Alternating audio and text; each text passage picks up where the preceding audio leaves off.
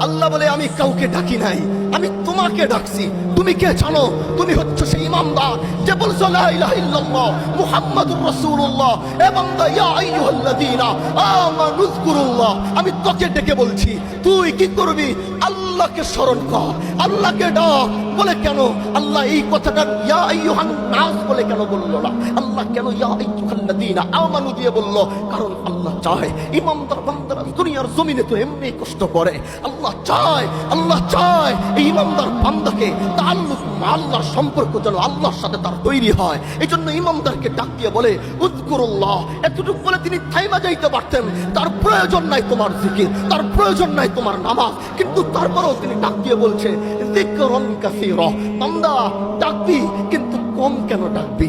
ডাকার সময় একটু বেশি তো ডাকতে পারিস। এজন্য নিজেই বলছে যিকরুন কাসীরা, ডাকার সময় একটু বেশি বেশি করে ডাকবি। এবার আল্লাহ বলে বান্দা ডাকার সময় বেশি বেশি ডাকবি, আর তুই যখন যাবি দেওয়ার সময় আমি আল্লাহ তোকে বেশি বেশি করে দিই।